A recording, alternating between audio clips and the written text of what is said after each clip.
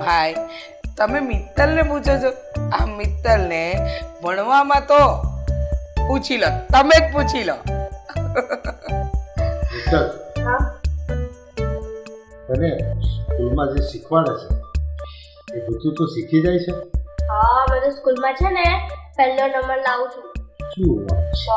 અરે ભાઈ મારી દીકરી છે, હોશિયાર તો હોય જ ને. અને તમને ખબર છે આ જેટલી પણ કોમ્પિટિશનમાં ભાગ લે ને પહેલો જ નંબર આવે, બીજો નંબર લાવવા જ ના દઉં, કહી જ દીધું છે. નહીં મિત્તલ બેટા? અને તમને ખબર છે હા ટ્યુશનમાં જાય ને તો ટ્યુશન વાળા ટીચરે મને કહે આ તમારી છોકરી તો છે ને પેલો કંઈક વૈજ્ઞાનિકનું નામ લે જે મને નથી આવડતું એના જેવી બનશે, એટલી હોશિયાર છે. આઈન્સ્ટાઈન જેવી? એ કોણ? વૈજ્ઞાનિક હતા. હા બા મમ્મી, હા અમે લોકો બહાર જઈએ છીએ થોડી શોપિંગ માટે. અને હા, શોપિંગ પતી જાય ને પછી મૂવી જોવા જવાનું છે. મને ઈચ્છા થઈ ગઈ, સોરી. અને એમાં શું થઈ ગયું? એમાં કઈ પૂછવાનું થોડું હોય? અરે જઈ આવો ને. અરે શું જઈ આવો ભાભી, હવે અત્યારે મોંઘવારી કેટલી છે અને તમે સાંભળ્યું તો છે જ ને કે આ શોપિંગ કરવા જાઓ પછી આ ફિલ્મ જોવા જાઓ એમાં કેટલા રૂપિયા ટિકિટ હોય. નહીં ભાઈ, હું તો કહું છું કે આવા બધા ખોટા ખર્ચા કરવા જ ન જોઈએ. આ મારી મિત્તલને જોવો ને, એની પાસે દિવાળીમાં કપડાં લીધા હોય ત્યાર પછી કપડાં જ ન લીધા હોય, ત્યાર પછી એ કોઈ દિવસ કોઈ જાતના કોઈ ખર્ચા નથી કરાવતી. હવે આટલી નાની છોકરી પાસેથી કંઈક શીખો. અને સાચું કહું ને ભાઈ ભાભી તો ખોટું ના લગાડતા. આ તમારી વહુ છે ને એ થોડી પૈસા ઉડાવતો છે જ. ભાઈ, સાચી વાત છે તમારી. આ બહુ મોંઘવારી છે.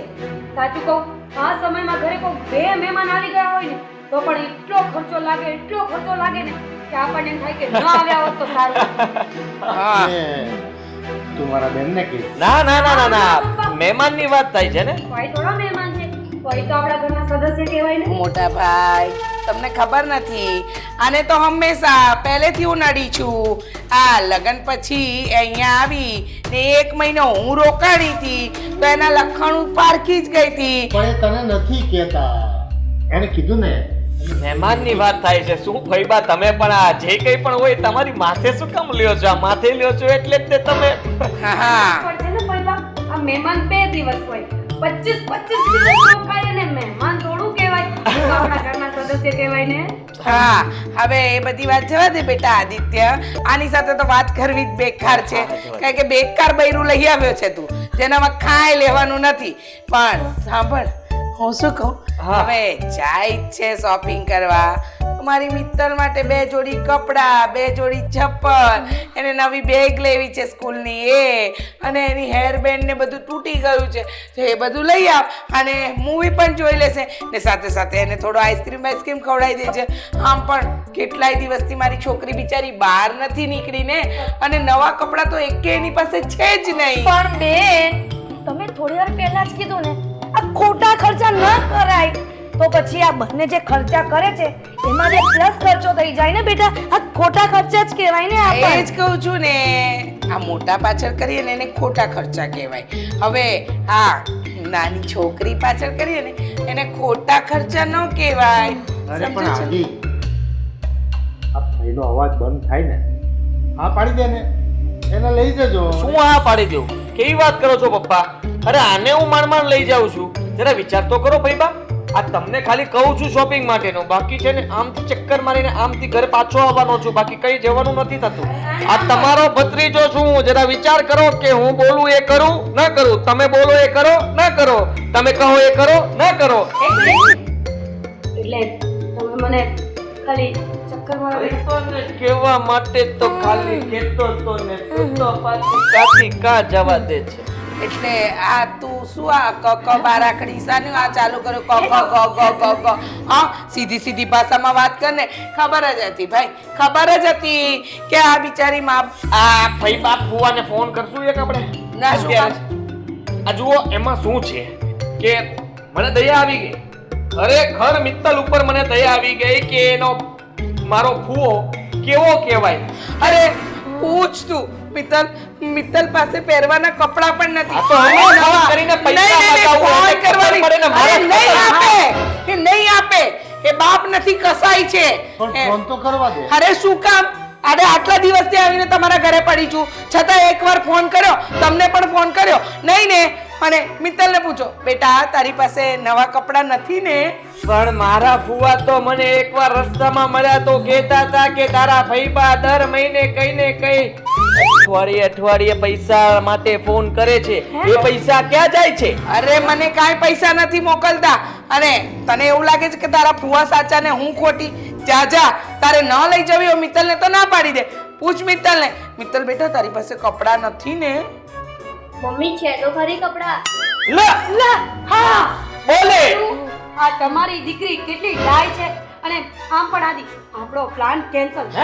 હા મને ખબર છે મને બધી ખબર છે મારી દીકરીને લઈ જવી પડે ને એટલે આ બધા બહાના છે હવે તને સારી રીતે ઓળખું છું બાપ વગરની દીકરી છે ને ના લઈ આપવા તો ના પાડી દો મોઢે આવું બધું બોલવાની ક્યાં જરૂર છે મને ખબર છે મારી દીકરી તમને લોકોને ગમતી નથી હું અહીંયા ગમતી નથી અરે ફુવા મારા ભાઈ જીવે કાંઈ- છે ફઈબા એને જીવવા દો ને બાપ વગરની દીકરી એટલે કેવા શું માંગો છો તમે? અત્યારે તો બાપ અહીંયા હાજર નથી ને કારણ કે તમે રીસામણે આવ્યા છો ફઈ. આપણે સસરાના ઘરે રહીએ ને તો આપણા ઘરવાળા ભેગા રહીને હા તું આદિથી જાને રીસાય ને એટલે ખબર પડશે હોશિયારી મારવાની જરૂર નથી મારો આદિ તને સારી રીતે હાથમાં રાખે છે ને એટલે આ બધી હોશિયારી છે અરે સમજતા કેમ નથી તમે? કોઈ વાતે માનતા નથી. અરે તમે લોકો નથી સમજતા આ તો હું તમને કહું છું ને ફઈબા કે મહિના દિવસની અંદર 3 વાર ફુવા પાસેથી તમે પૈસા લઈ લીધા. જરાય નથી મંગાવ્યા તારો ફુવો એક નંબરનો ખોટો છે અરે એક રૂપિયા નથી આપતો અને તું કહે છે કે મેં ફુવા પાસેથી રૂપિયા લીધા આ પૂછ તારા પપ્પાને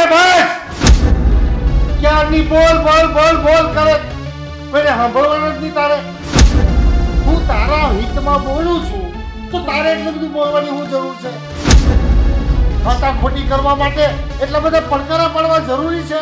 બસ હા ભાઈ તમે પણ તમારો અવાજ થોડો ધીરો રાખો મને સંભળાય જ છે હા તમારા દીકરા અને વહુને તો એક પણ શબ્દ નથી કહેવાતો હા આ નાની બેન છે આખા તું કુટુંબમાં મારી- બોલવાનું બંધ કરે તો હું એને કહું ને કઈ બોલો ને ખબર પડશે બોલો હું બંધ કર સાંભળું. પેલા તું. તને કોણે કીધું તું કે દર અઠવાડિયે પૈસા મોકલાવે છે? ફુવા રસ્તામાં મળ્યા હતા. હવે એના કુવા તો ખોટું નો જ બોલે ને હા હા હું ખોટી મારી છોકરી ખોટી બાકી ફુવા સાચા લો ન જવું અમારે અરે પણ ફઈબા તમે જાઓ છો એ રસ્તો ખોટો છે અંદર ક્યાં ગયા? દરવાજો અહીંયા છે. હાલે આપણે મોડું થાય છે. હા બેટા શાંતિથી આવજો કાંઈ ઉતાવળ ન બેકલને લઈ ગયો હોત તો તમને મુંગાર્યો ને એ બે એકલા જ રહેશે તો શું વાંધો છે તમને મિસ્ટરને લઈ ગયા હોત તો બેને હરક પદુડી એનો ભાઈ હરક પદુડો કોનું સાચું માનવું? આ વાત કરે તો એની વાત સાચી લાગે આ બોલે તો એની વાત સાચી લાગે પણ કંઈક તો દાળમાં કાળું છે કંઈક તો ખોટું રંધાય જ છે.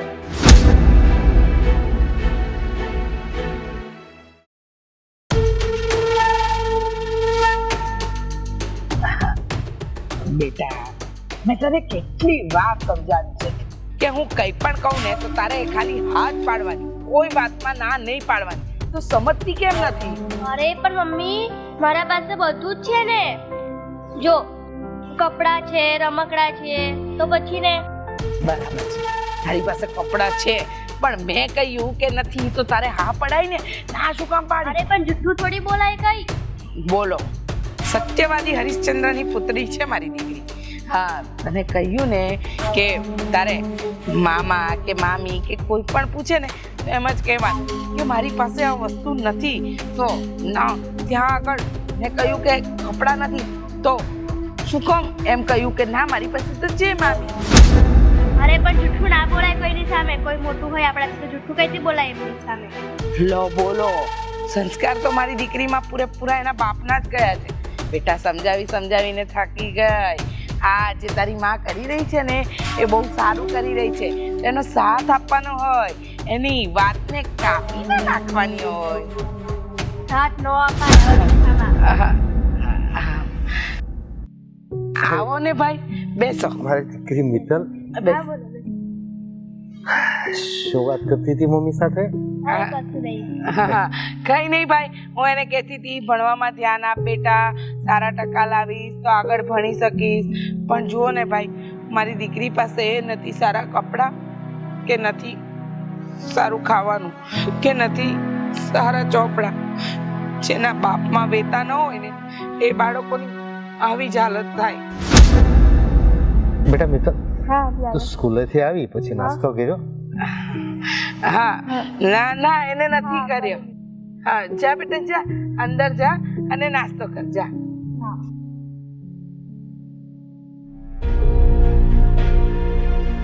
જુઓ ને ભાઈ, આ બધી તકલીફ જોઉં છું ને એટલે મને દુઃખ થાય છે કે શું થશે આગળ.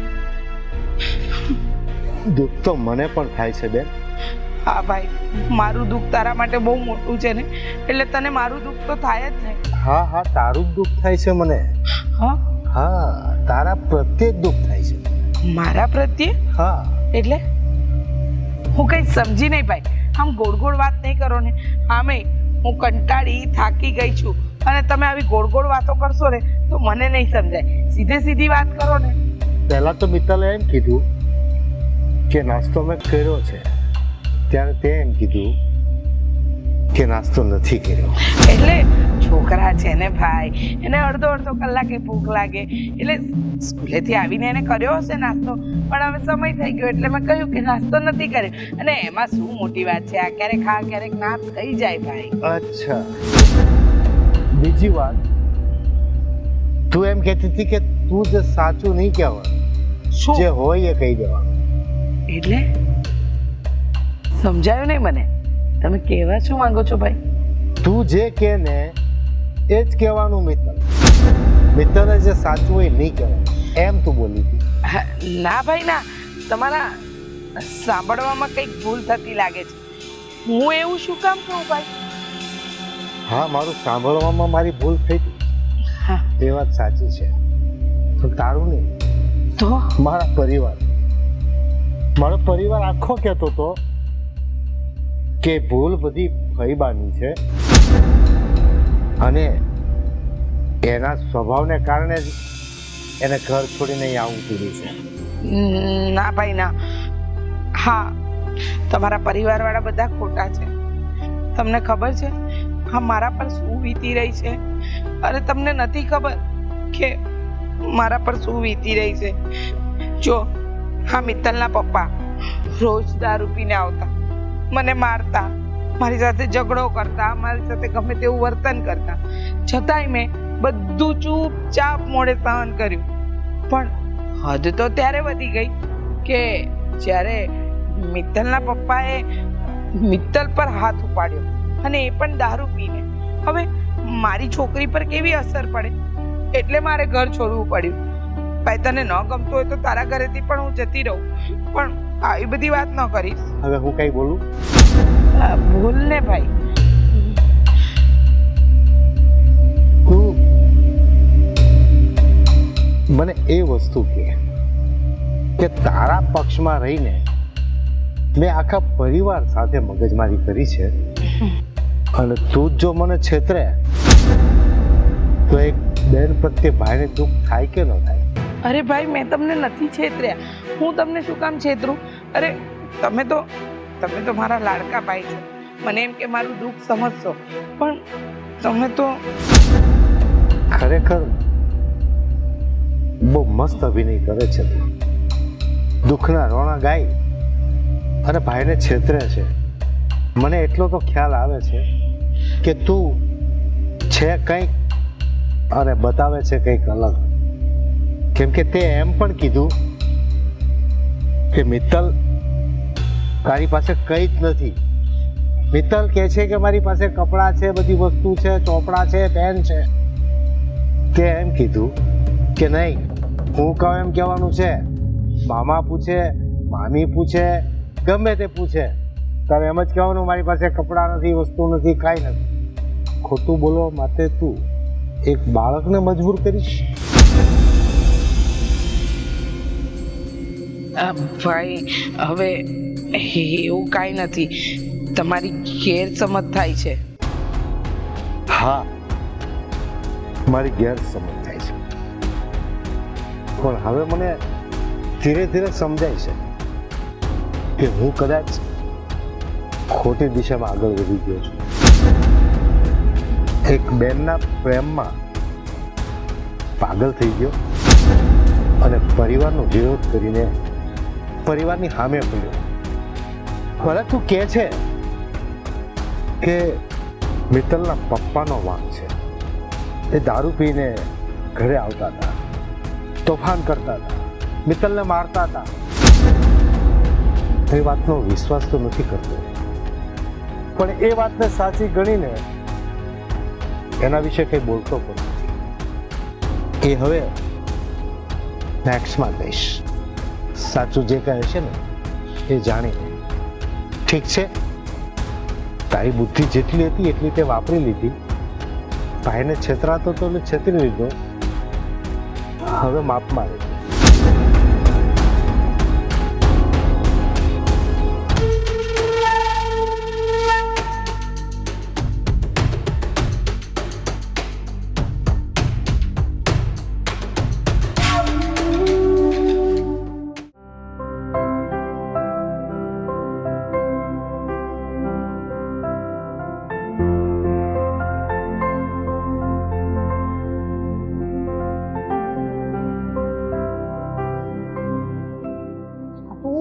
સીધી આમ તૈયાર થઈને મોબાઈલ કેમ અંતરવા માંગી છે?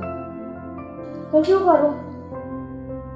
બેટા કાજલ, મને એ નથી સમજ પડતી કે તમે લોકો ઉઠતાની સાથે સુવો ત્યાં સુધી મોબાઈલ કેમ નથી મૂકી શકતા? એવું તો શું છે? મમ્મી એકવાર તમે પણ ચલાવીને જુઓ, તમને પણ મૂકવાની ઈચ્છા નહીં થાય.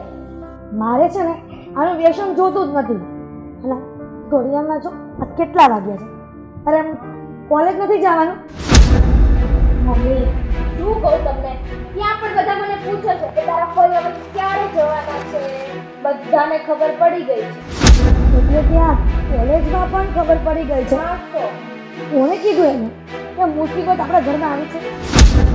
હવે વાત આખું ગામમાં બધે ખબર જ છે, તો પછી કોઈક ને કોઈક તો એવું હોય જ જેના દ્વારા વાત ખબર પડે. હવે છે ને તો કંટાળી છું ફઈથી. હવે હું એવું વિચારું છું કે હું છે ને હોસ્ટેલમાં રહેવા જતી રહું, કેમ કે તમારા લોકોથી આ બધું સહન થશે, મારાથી નહીં થાય. પણ બેટા, આ પૈના કારણે કે હોસ્ટેલમાં થોડું જવાય. અને તું તારા પપ્પાને કહીશ ને હોસ્ટેલમાં જવાનું તો વાત તો બધો મારો જ આવશે. તને ખબર છે ને, આ તારા પપ્પા લાંબુ લાંબુ ભાષણ આપે કહેશે કે તે જ ચડાવી છે તારી છોકરીને હોસ્ટેલ જવા માટે, એટલે મારી છોકરી ક્યારેય નો કાંઈ કે બધો વાગ મારા પર આવશે. તારા પપ્પાની પેટો મને એવું લાગે છે ને, લગ્ન પહેલા આશ્રમ ખોલીને સાધુ બની જવાનું હતું, નહીતર આ લગ્ન પછી છે ને નેતા બની જવાનું હતું. એટલે બસ. હા, જય શ્રી કૃષ્ણ હિરલબેન. અરે આવો આવો રેખાબેન, આવો આવો આવો. કેમ મારા ભાઈ નોકરીએ ક્યાં લાગે છે? હા, એ તો નોકરી ગયા, પણ નોકરી કેવી ચાલે છે એ કયો ને. આ રજા નથી આવતી કા હમણાં સરકારી? નોકરી બરાબર ચાલે છે અને એમની રજાઓ પણ હોય છે. તો સારું. તમે છે ને એક વાત કહેવાની હતી. હું તમારે ઘરે આવું અને જો આ ભાઈ અમારા આવ્યા છે ને એ આખું ગામ ગધેડો કરે, એટલે હું તમારા ઘરે નથી આવી શકતી. પણ રેખાબેન, મારા નણંદાનું છે ને અરે ખોટું ન લગાડતા, એને એવી ટેવ છે. હા જુઓ ને, અમે પણ સહન કરીએ છીએ. આ કાજલ કોલેજ જાય છે ને તો એને નથી ગમતું. અરે આંટી, હું તો છે ને ઘરમાંથી બહાર નીકળું ને એટલે પેલા જોઉં કે ફઈ આજુબાજુ નથી ને, પછી હું રૂમની બહાર નીકળું છું. હદ ત્રાસ કરે છે, હદ બારોબર. અરે તમારી નણંદની વાત તો ઠીક, પણ પેલા મને એ કહો હા? કે મિત્તલ કેમ છે? એની તબિયત સારી છે ને? તમે આવીને કેમ પૂછો છો? મિત્તલ તો એ મજા કરે, રમે છે. બોલાવું એને? ના ના, એ રમે છે તો ભલે રમવા દો, પણ કોણ એટલે? પણ મેં તો એવું સાંભળ્યું હતું કે એ બીમાર છે. નાચ્યા અને મિત્તલ, આવું તમને કોણે કીધું? અરે કેસે કોણ? આ રીચાબેન છે ને, હા, એ મારા હસબન્ડ પાસેથી 2000 રૂપિયા લઈ ગયા. હા શું કહીને?